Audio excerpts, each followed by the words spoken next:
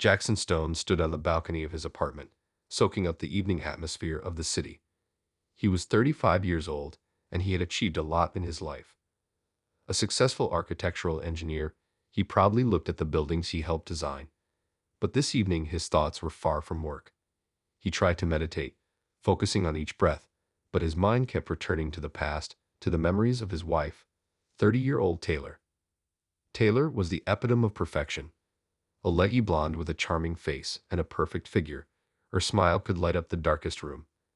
Their meeting at the wedding of mutual friends was like something out of a fairy tale. At one glance, they realized that they were made for each other. They got married less than a year later, and Jackson remembered every detail of that day. Taylor, who had dreamed of becoming a model since childhood, faced constant rejections, which greatly depressed her. Despite her beauty, agencies constantly rejected her, and this drove her into a deep depression. Jackson supported her as much as he could, but her modeling dreams seemed unattainable. Gradually, their relationship began to suffer due to Taylor's failures. She increasingly attended various parties and events, where she met 28-year-old Adam, a freelancer promoting models on social media. Adam was charismatic and confident, and quickly gained Taylor's trust. He asked her to become her manager, and Taylor began spending more and more time with him. He suggested that she create an account on a popular photo service, but the photos had to be of an intimate nature. When Taylor first mentioned it, Jackson was against it. "Taylor, I don't want you to do this," he said, trying to be as gentle as possible. "This is too explicit." "Jackson, please," she begged, tears in her eyes. "This is my chance. I have to try. I promise it won't go too far." Over time, the photos became more explicit, and Jackson had a hard time putting up with it. He saw his wife slowly moving away from him, plunging into a new world that he could not accept. In January, when Jackson was going on another business trip to Philadelphia, Taylor asked for permission to use the apartment for photo shoots with Adam. "Jackson, I know you don't like this, but it's important to me. Can I use the apartment while you're gone?" Jackson, trusting her, agreed. The next day, when his flight was canceled due to icing on the runway, Jackson decided to surprise Taylor. He bought her a bouquet of white roses and drove home. When he arrived at the house, he saw Adam's car in the entrance. His heart began to beat faster, and bad thoughts began to creep into his head. He went up the steps and entered the house. A scene unfolded in front of him that destroyed everything he knew and loved. In the living room, Taylor was lying completely naked on the couch, and Adam, holding the camera, was over her, one hand on her throat, the other filming this terrible betrayal. The bouquet of roses fell out of Jackson's hands and fell to the floor. Life, as he knew it, was shattered at that moment. He did not remember running out of the house, did not remember how he ended up in the car. He just drove, not knowing where, until he stopped in the nearest forest. Jackson got out of the car and screamed, venting all his pain and rage. A few hours later, exhausted and devastated, he returned home. Taylor and Adam were waiting for him on the doorstep. In the dim light of the lamps, they looked like ghosts of the distant past. "Get out of my house," Jackson said coldly, looking at Adam. "Do you know who I am and what kind of friends I have? Do you think some couple can order me around?" Adam grinned, clenching his fists and taking a step forward. Jackson Stone sat in his car parked at the edge of the woods, breathing heavily and feeling his world slowly falling apart. He couldn't believe what he had just seen. Every moment of that scene in his living room pierced his mind, leaving behind traces of pain and rage. He felt betrayed, and the feeling was unbearable.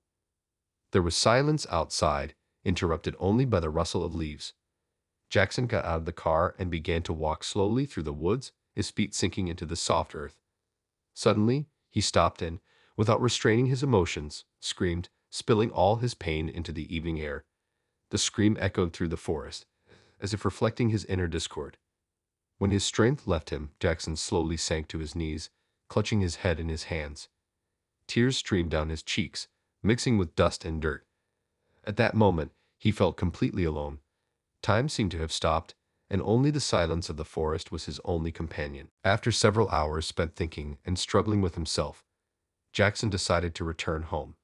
He knew he was going to have a difficult conversation, but he couldn't put it off any longer. His mind was clouded, but his determination did not leave him.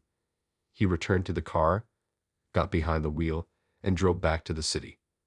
When Jackson pulled up to the house, Taylor and Adam were standing on the doorstep. Their faces were illuminated by the dim light of the street lamps, and they looked like ghosts from the past. "Jackson, please let me explain," Taylor began, taking a step forward. "It's not what you think. Adam is just helping me with my career."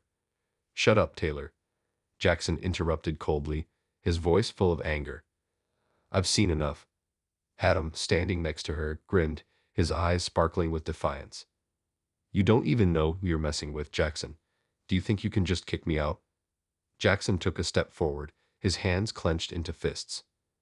"Get out of my house or I'll call the police.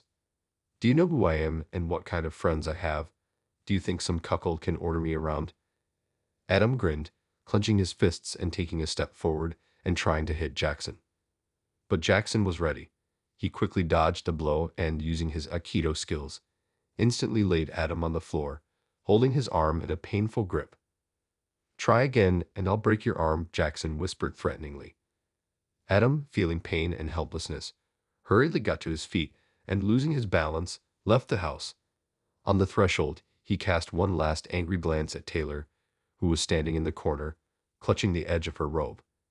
"Jackson, you don't understand," Taylor exclaimed, her voice shaking with tears. "I did it for us. I thought it would help me find my place in the world." "Will it help? Do you think these photos and videos will help?" "You betrayed me, Taylor. We're getting a divorce," Jackson said firmly, his eyes burning with rage.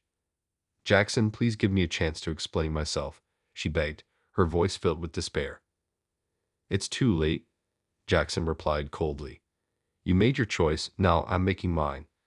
We're getting divorced." Taylor, sobbing, tried to approach him, but he pulled away, his face unreadable. "You always said I could rely on you. But at the most important moment, you betrayed me," Jackson said bitterly. Taylor, unable to stand his words, burst into tears, her body shaking with tears. Jackson, feeling his heart break, turned away and left the house. He had understood that this step was inevitable, but the pain of betrayal remained unbearable. Outside, the cold wind chilled him to the bone, but he did not pay attention to it. He walked through the streets, lost in his thoughts. The life that seemed so stable and predictable suddenly collapsed, leaving him alone with his pain. Several days passed, but the wound in Jackson's heart did not heal. He returned to work, trying to distract himself from his thoughts, but every evening, when he came home, he relived that moment of betrayal over and over again. Taylor tried to contact him, but he ignored her messages and calls. One evening, when Jackson was sitting on the balcony, looking at the lights of the evening city, his phone vibrated. It was a message from Taylor. "Jackson, please give me a chance to explain myself. I know I was wrong, but I can't live without you. Please talk to me." Jackson sighed and put the phone down on the table. He knew he had a difficult decision to make. He couldn't forgive Taylor, but a part of him still loved her. Time will tell if he will be able to find the strength to forgive. A few days later, Jackson Stone was sitting at his desk in his office, looking at the divorce papers. Every line, every paragraph reminded him of a ruined life. His lawyer, Allison Gray, has been handling the case for weeks. A strong and determined woman, she did her job perfectly. "Jackson, we can complete the process within a week if you're ready to sign here and here," Allison said, pointing to the appropriate places. "Okay," Jackson replied shortly, without looking up. He took a pen and began to sign the documents. Each stroke was for him another step towards liberation, but at the same time to the inevitable pain. He signed the last document and handed it to Allison. "Thank you, Allison. I hope this ends quickly," he said, trying not to show his emotions. "You made the right decision, Jackson. Everything will be fine." Allison supported him, putting the documents in a folder. Jackson nodded and got up to escort her to the door. When Allison left, he returned to the office and sat down in an armchair, lost in thought.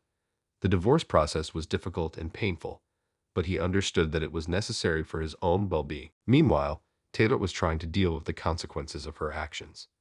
Her life turned into a nightmare. Adam disappeared, leaving her at the center of a scandal when their porn video hit the internet. Every morning she woke up with a feeling of horror and fear of what was waiting for her.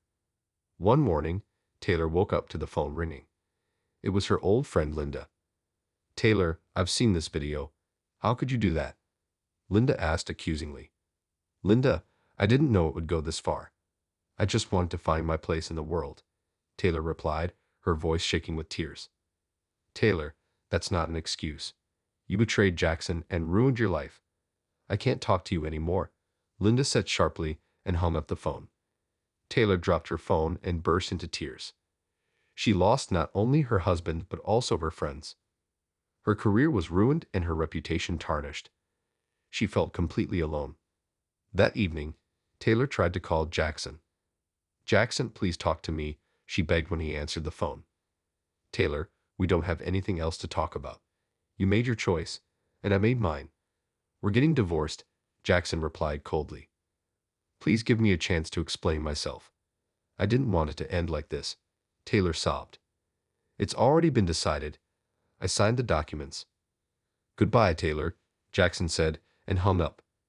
He sat in the dark, realizing that this was the last conversation he would have with the woman he had once loved.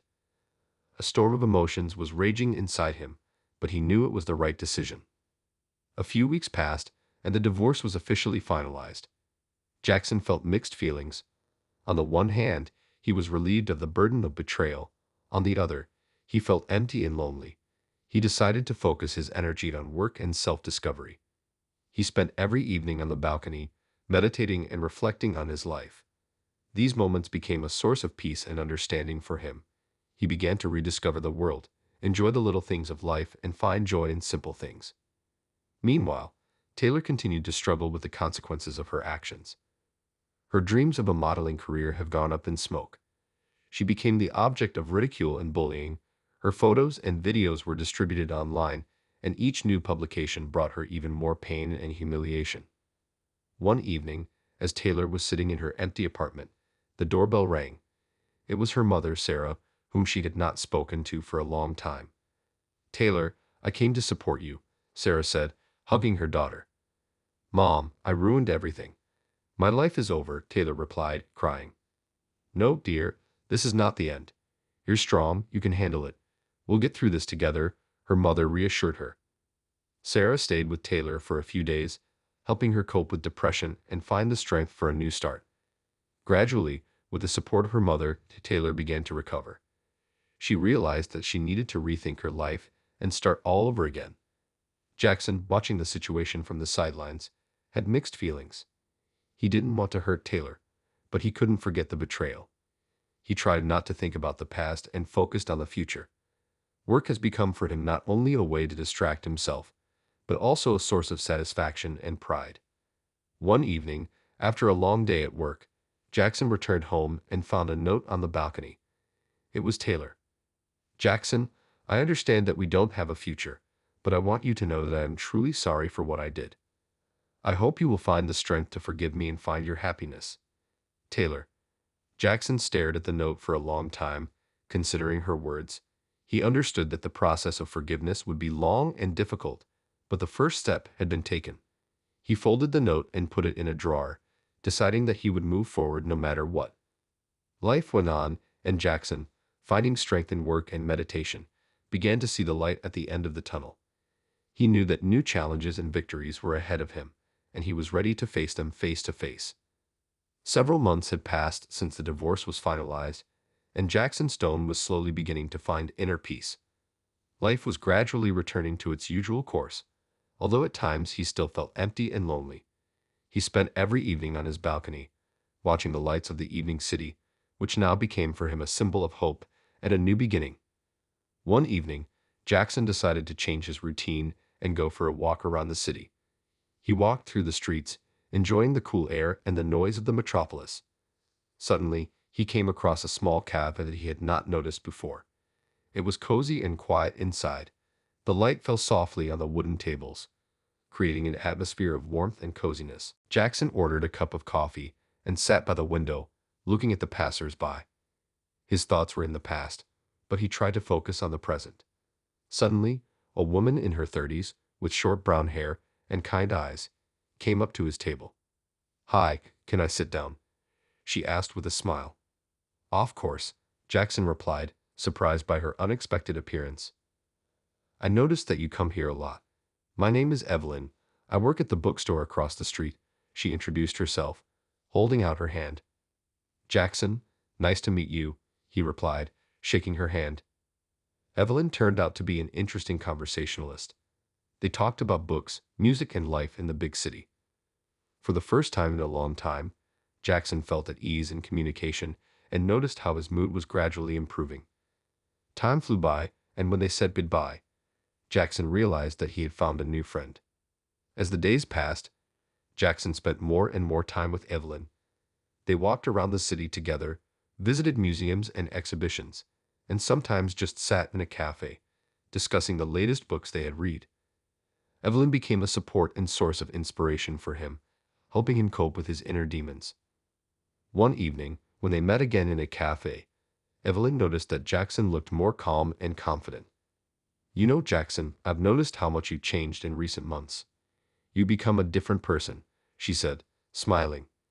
Yes, I feel like I'm starting to find myself, he replied, looking thoughtfully into her eyes. You're ready to move on and open up to new opportunities, Evelyn added softly. These words inspired Jackson. He realized that it was time to take the next step. He decided to try himself in a new project, to open his own architectural firm. It was a bold decision, but he felt he was ready for this challenge. Jackson began working on his business plan, diving into every detail. He hired a team of young and talented specialists who were ready to bring his ideas to life. The work on the first project was intense, but Jackson enjoyed every moment, feeling his energy and creativity returning. One of the first major projects was the reconstruction of the old theater in the city center. The theater was an architectural monument, and Jackson wanted to preserve its uniqueness by adding modern elements. The work was in full swing, and every day brought new challenges and discoveries. One day, when Jackson and his team were discussing the details of the project, Evelyn approached him. I heard you're working on something big. May I take a look? She asked with interest. Of course, Jackson replied, showing her the blueprints and layouts. Evelyn was impressed with his work and offered to help promote the project. She organized an exhibition featuring the work of Jackson and his team. The exhibition attracted a lot of attention, and soon all the leading architectural magazines were talking about the project. The theater reconstruction project has become a real success. Jackson felt that his life was finally starting to make sense. He had found his calling and understood that new achievements awaited him ahead.